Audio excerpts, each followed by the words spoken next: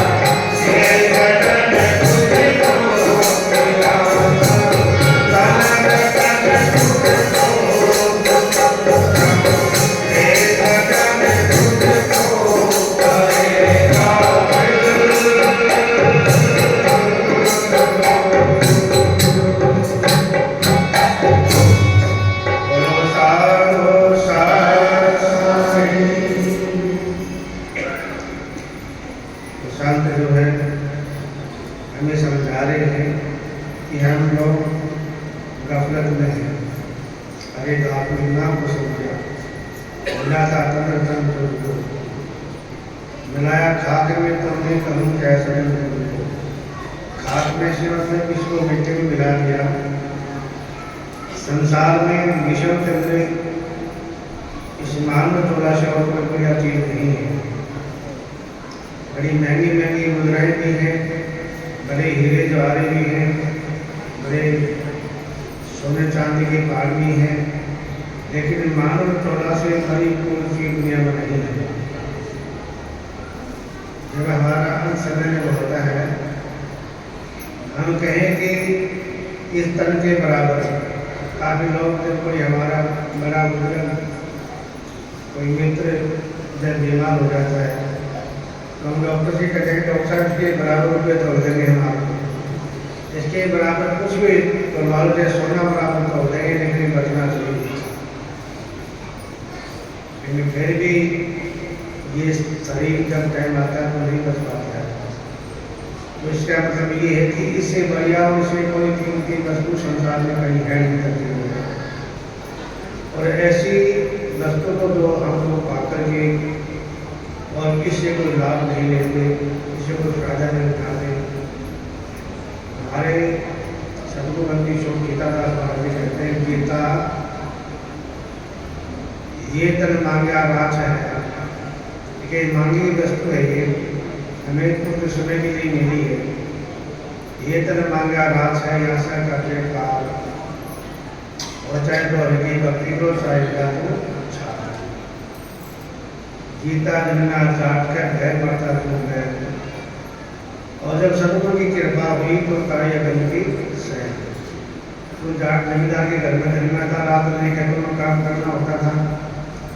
और जैसे बैल है, सुबह बैल को बेचारे को मुँह अंधेरा जोड़ देती हैं और तारों में शाम में छोड़ती हैं, रात दिन उसके घर पर लाठी बजती है। और हमारा सबका यही हाल है। पहले तो हम अपने परिवार के लिए कमाते हैं, पूरा रात दिन दे मारू मार दे, भाई आज छोरा की पढ़ाई का काम है, जवान हो गया, शादी करनी है, पोता हो गया, और फिर वे छोरा फिर वो गए। पहले तो उनकी खातिर देह तुड़वाते हैं, और जब बड़े जाए फिर वे हमारे देह में तोड़ते हैं, मार मार दो गुलाम में बना दें। फिर भी जो है हमारा मोह उनसे दूर नहीं होता कभी। फिर भी हम जो है अपने कर्मों के अनुसार हम उनसे जुड़े रहते हैं, मार कुटाई खाते हैं और अपमान भी सहन करते हैं, उन्हें फिर भी छोड़ना नहीं चाहते। उसका कारण क्या है कि हमें किस तरह उनका कर्जा देना है, और जब तक कर्जा पूरा नहीं होगा, जब तक जो है हमारा वासी वो खत्म नहीं होगा। रात जाति कहते हैं, ममता तो ना गई मेरे मन से, पाके केस जन्म के साथी, लाज गई लोकन से, ममता तो ना गई मेरे मन से। पालते पालते पूरे हो जाते हैं, बाल से भर्ती हो जाते हैं, लेकिन फिर भी ममता नहीं जाती है। टूटे दसन वचन नहीं आवत, दाद गई लोग सुख ही बराबर कर से, विदाएं टूट जाते हैं और बोलना चाहते हैं, कुछ आवाज नहीं निकलती, कहती है बेटे को धुला मार कभी मेरा पास हो, लेकिन फिर भी नहीं सोच रहे, पूरे दिमाग खराब हो गया। कितना दिन पूरा जीवन हम अपने अपराध के लगा देते हैं, बाकी लगा देते हैं। यहाँ में आज सबसे बड़ी विडम्बना की बात यह है कि हमारे देश में वृद्धाश्रम बने हुए हैं, और उस वृद्धाश्रम में आकर के देखो हमारे बूढ़े माँ बाप जो जीवन में कमा के नीचे कमर कोटी हो गई, और आखिर जाकर के वृद्धाश्रम जाकर के अपना श्रम करते हैं, और वहाँ जाके मांगा था तो खाना पतंग करो। ये एक बड़ी शर्म की बात यही है, और हम सब का यही हाल होगा। आज हम बहुत छोटे सास को यहाँ ना रखूँ तो काम ये कहे मेरे साथी का लोन गले किया, बर्दाश्त न दे दो। अब जो हमारे बच्चे जो देखते हैं कार्रवाई तो कहना हमें भी उन वृद्धाश्रम में जाना पड़ेगा। इसलिए अपने जो घर में बड़े बुजुर्ग हैं, माता पिता, सास ससुर हैं, उनकी दो घड़ी बैठ कर उनके पास में उनके दुख सुखी पूछो और उनकी सेवा करो। सेवा सिमरन और बंदगी ये हमारे साथ में है और कोई चीज़ आप बनाने बैठे हैं। ये शरीर तो 2 दिन का मेहमान है और 2 दिन के इसके ऊपर जो है रंग चढ़ा हुआ है। आखिरी में ये छाया जब जल जाएगी तो जब सूर्य उदय होता है सभी लोग उसको जल चढ़ाते हैं और नमस्कार करते हैं, सूर्य मंत्र का उच्चारण भी करते हैं और जल भी चढ़ाते हैं। और जब सूर्य इसका ढल जाता है, हालांकि इसमें बड़ी तालीमा होती है लेकिन कोई देखना पसंद नहीं करता है। हम सब का यही हाल होगा इसमें। तो इसलिए कोई भी अपने माता पिता की सास ससुर की कोई अपेक्षा न करे, कोई उनका आदर सम्मान करें, उनकी कभी उनकी अनदेखी ना करें। नहीं तो वो दिन हमारे अंदर भी आएंगे। महाराज बता रहे हैं गदाई और शाही में कबर किस्मत में है तेरे, कहीं अच्छाई कर बुराई करे कफन तो फिर भी कोई पड़ोसी भी डाल देगा, भाई नंगी बोली डाली कफन डाल दे, कोई बात नहीं है। गदाई और शाही में कबर किस्मत में है तेरे, लेकिन ये बात की कोई तसल्ली नहीं है मिले या ना कफन, इसकी भी कोई तसल्ली नहीं है। यह भी देखा दो भाई बोले वहाँ कुंभ लग गया, वहाँ कुंभ लग गया, वो बोले वहाँ जाने का कल्याण हो जाएगा।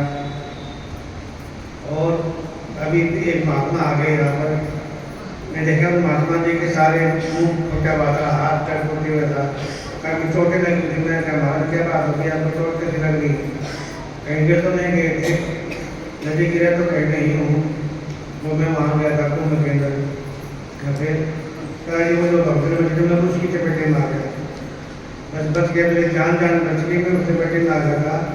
तो वो दृश्य जो मैंने देखा है, जो डेड बॉडी थी जैसे भी नशे से उठा के तो काली बन लगी और उसमें मुंगा मिला के ऐसी हालत हुई। तो उन लोगों को गए तो थे अपने कल्याण के लिए, लेकिन नसीब में कफन में डूब गए, खबर भी नहीं पता मिला या ना कफन, पता नहीं शरीर का कारण क्या होगा।